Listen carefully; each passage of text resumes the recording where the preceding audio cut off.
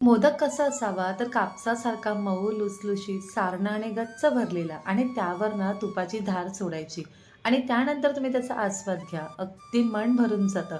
तर आज आपण ना भरपूर अशा टिप्स पाहणार आहोत जेणेकरून तुम्ही पहिल्यांदाच जरी हा मोदक करणार असाल ना तरी अगदी असा छान मऊ लुसलुशीत आणि कळीदार होणार. इथे आपण मोदकाच्या वरचं जे आवरण करणार आहोत ना छान कापसासारखं लागतं. सकाळी बनवलेले मोदक अगदी रात्री तुम्ही बघितला तरी छान तसेच राहतात. सारणसुद्धा कसं बनवायचं किंवा जर तुम्ही कळीदार मोदक करायचं असेल, बोटांनी कळ्या पाडता येत नसेल ना, तर छान एक ट्रिक दाखवली आहे, जेणेकरून लहान मुलं देखील हे मोदक अगदी सहज बनवू शकतात. तर चला, रेसिपी नेहमीप्रमाणे अगदी साधी आणि सोपी आहे. सुरुवात करूया आजच्या आपल्या या रेसिपीला. नमस्कार, मी वैशाली तुम्हा सर्वांचं आपल्या माऊलीज किचनमध्ये अगदी मनापासून स्वागत करते. उकडीचे मोदक बनवताना सर्वात अगोदर आपण सुरुवात करणार आहोत सारण बनवून. इथे मी 1 चमचा ना तूप घेतलं आहे. आता यामध्ये 1 चमचा आपण खसखस घालायची आणि आवडीप्रमाणे काजू बदाम घालायचे. साधारण फक्त मिनिटभर थोडेसे परतून घ्यायचे, म्हणजे जी खसखस आहे ना हलकी अशी तांबूस रंगावर भाजली जाते. तर बघा, कोणतीही एखादी वाटी घ्या. इथे मी 1 वाटी ना गूळ घेतला आहे. अगदी बारीक चिरायचा, म्हणजे पटकन विरघळला जातो. सुरुवातीला गूळ आपण विरघळून घ्यायचा आणि त्यानंतरच त्यामध्ये खोबरं घालायचं. तर बघा, गूळ असा इतका विरघळला ना, की लगेचच यामध्ये आपण जे खोबरं खवून घेतलेलं आहे ते घालायचं. मी 1 वाटी बरोबर गूळ घेतला होता. त्यासाठी आपल्याला 2 वाटी इथे खवून घेतलेलं जे खोबरं आहे, ते इथे मी घालत आहे. तर मी इथे काय केलंय, खोबऱ्याच्या पाठचा जो भाग असतो ना, तो काढला. बारीक-बारीक त्याचे काप करून मिक्सरला चालू-बंद करून फिरवून घेतलं. त्यामुळे अगदी परफेक्ट असं हे बारीक होतं. आता आपल्याला मीडियम आचेवर हे सर्व छान मिसळून घ्यायचं आहे. गूळ पूर्णपणे विरघळला, म्हणजे जर त्याचे काही खडे असेल ना, तर पूर्णपणे ते विरघळून घ्यायचं आणि थोडंसं बघा, इतकं आपलं सारण झालं पाहिजे. म्हणजे खूप जास्त सुद्धा कोरडं करू नका. कारण काय होतं, सारण खूप कोरडं केलं ना, तर मोदक ना रसरशीत अजिबात लागत नाही. तर बघा, या पद्धतीमध्ये आपलं सारण बनलं पाहिजे. गूळ विरघळला की तिथून फक्त 2 मिनिटं तुम्ही सर्व छान मिसळून घ्या. तर इथे मी आता यामध्ये अर्धा चमचा वेलची पावडर घातली आहे आणि गॅस बंद करणार, कारण आपलं जे सारण आहे ना मस्त रसरशीत ते तयार झालं आहे. तर इथे सारण तर आपलं बनलं आहे. आता आपण मोदकाच्या वरचं जे आवरण आहे त्याची छान उकड काढून घेऊ. तर त्याच वाटीने मी इथे 1.5 वाटी ना मोदकाचं सुगंधी पीठ घेतलं आहे. जर तुमच्याकडे मोदकाचं पीठ नसेल तर तुम्ही तांदळाचं पीठ घेतलं तरी सुद्धा चालेल. आता जितकं पीठ आहे तितकंच आपल्याला पाणी घ्यायचं आहे. मी 1.5 वाटी पीठ घेतलं होतं, यासाठी 1.5 वाटी पाणी घेतलं आहे.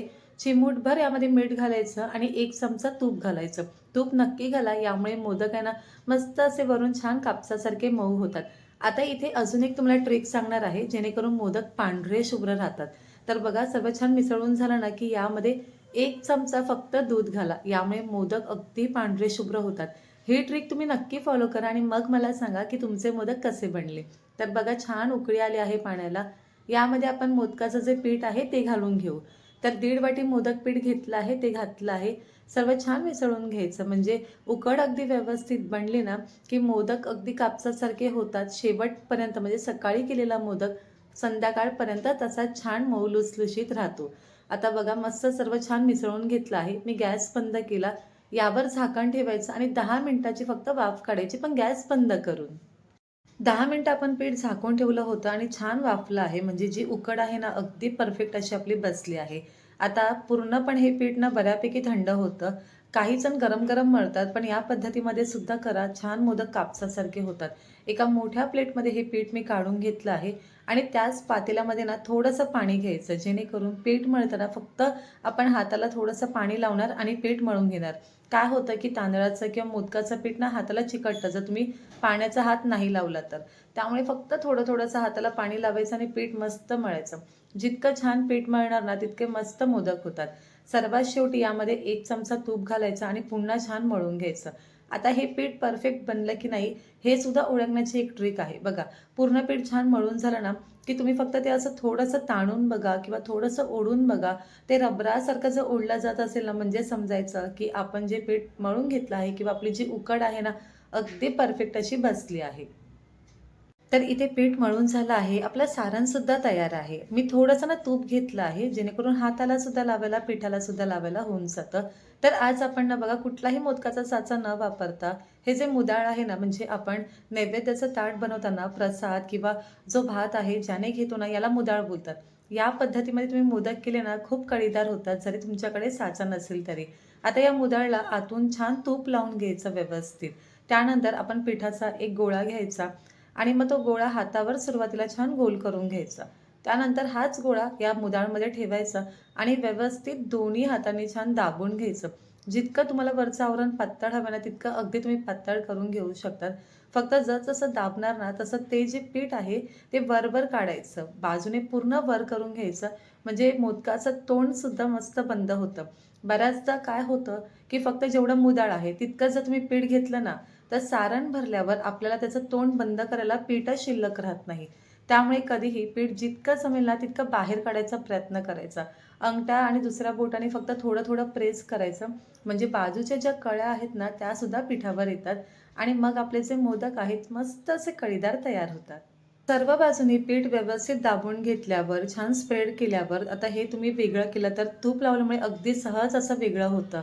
तर बघा बाजूने भरपूर अशाला कळ्या आल्या आहेत आणि मोदक मस्त असे कळीदार होणार. आता यामध्ये जितकं तुम्हाला हवं आहे तितकं तुम्ही सारण भरून घेऊ शकतात. मी इथे 1.5 चमचा इतकं सारण भरलं आहे. अलगद तुम्हाला फक्त त्याचं जे तोंड आहे ते बंद करून घ्यायचं आहे. अगदी सर्वात सोपी पद्धत आहे. तुम्ही नक्की या पद्धतीमध्ये मोदक करून बघा. अगदी छान कळीदार मोदक तयार होतात. बोटांनी सुद्धा आपल्याला कळ्या पाडायची गरज लागत नाही. तर बघा वरचं जे पीठ आहे जितकं जमेल तितकं बाजूला काढून टाकायचं आणि तोंड बंद करून घ्यायचं व्यवस्थित.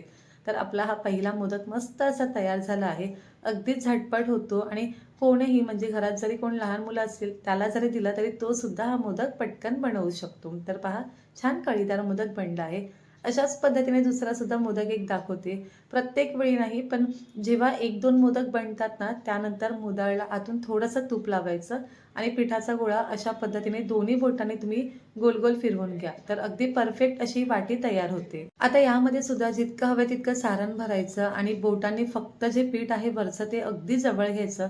त्याचं तोंड बंद केलं की झटपट असा हा मोदक तयार होतं. तर दुसरा सुद्धा मोदक आपला कळीदार तयार झाला आहे. अशाच पद्धतीमध्ये सर्व मोदक इथे मी तयार करून घेते. तर इथे मुदाळचाच वापर करून सर्व मोदक एकसारखे आपले मस्त कळीदार तयार झाले आहे. आता आपल्याला फक्त हे वाफवून घ्यायचे आहे. तर इथे मी बाजूला गरम पाणी करण्यासाठी ठेवलं आहे. तर या भांड्यामध्ये थोडंसं लिंबू ठेवायचं किंवा पाण्यात लिंबू टाकला की भांडं अजिबात खालून काळं होत नाही. तर आता मी काय करणार आहे, मोदकाला ना सुंदर किंवा सुबक दिसण्यासाठी मी इथे काही केसरचे धागे लावत आहे. हे पूर्णपणे ऑप्शनल आहे. तुमच्याकडे असेल तर तुम्ही नक्की लावा. यामुळे आपला जो मोदक आहे ना, तो सुबक किंवा आकर्षक दिसतो. तर इथे सर्व आपल्या मोदकांना आता छान हे केसरचे धागे लावून सुद्धा झाले आहेत. तर आता आपल्याला मोदक वाफवून घ्यायचं आहे. तर मी इथे चाळणीमध्ये ना सुती कपडा ओला करून ठेवला आहे. फक्त ओला करा आणि सर्व पाणी काढून घ्यायचं. यामुळे मोदक अजिबात खाली चिकटले जात नाही किंवा लागत सुद्धा नाही. सहज वेगळे होतात. तुमच्याकडे हे नसेल तर तुम्ही फक्त काही करा, केळीचं पान आहे त्याला तूप लावून ठेवा किंवा ते देखील नसेल तर चाळणीला फक्त तूप लावा. तर बघा पाणी मस्त गरम झालं आहे. यावर आता आपण मोदकाची चाळण ठेवली आहे. मोदक दिवसभर मऊ राहण्यासाठी ही ट्रिक नक्की फॉलो करा. जेव्हा आपण मोदक बनवायला घेतो ना, तेव्हा ते खूप वेळ बाहेर राहतात. मग काय होतं, की वरचं जे आवरण आहे ना, ते थोडंसं कडक होतं. त्यासाठी मोदक वाफायला जेव्हा ठेवतात ना, तेव्हा वरून पाण्याचा त्याला शिंतोडा द्यायचा म्हणजे मोदक मस्त मऊ राहतात. आता झाकण ठेवून आपल्याला 15 मिनिटं मध्यम आचेवर मोदक छान वाफवून घ्यायचे आहेत. तर 15 मिनिटं झाले आहेत आणि मोदक मस्त असे आपले वाफवून झाले आहेत. आता हे बघायचं असेल ना, तर फक्त बोट लावा. तुमच्या बोटाला जर पीठ अजिबात कुठे चिकटलं नसेल, म्हणजे समजायचं मोदक अगदी व्यवस्थित हा वाफवून झाला आहे. तर आजची ही पद्धत तुम्हाला कशी वाटली मला नक्की कळवा. यामध्ये अगदी बारीक-सारीक खूप तुम्हाला टिप्स सांगितल्या आहेत, जेणेकरून तुम्ही जरी पहिल्यांदा मोदक करणार असाल ना, तरी मस्त कळीदार होतो. बघा चाळणीमध्ये खाली मी ओलसर असा सुती कपडा ठेवल्यामुळे मोदक अगदी सहज वेगळा होतोय, जराही कुठे चिकटला नाहीये. तर आजची ही रेसिपी तुम्हाला नक्कीच आवडली असेल. तुम्ही सुद्धा या पद्धतीमध्ये नक्की मोदक करून बघा. छान मऊ लुसलुशीत तर होतात. बोटांनी जरी आपल्याला कळ्या पाडता येत नसेल ना, तरी मुदाळचा वापर करून तुम्ही मस्त कळीदार मोदक बनवू शकतात.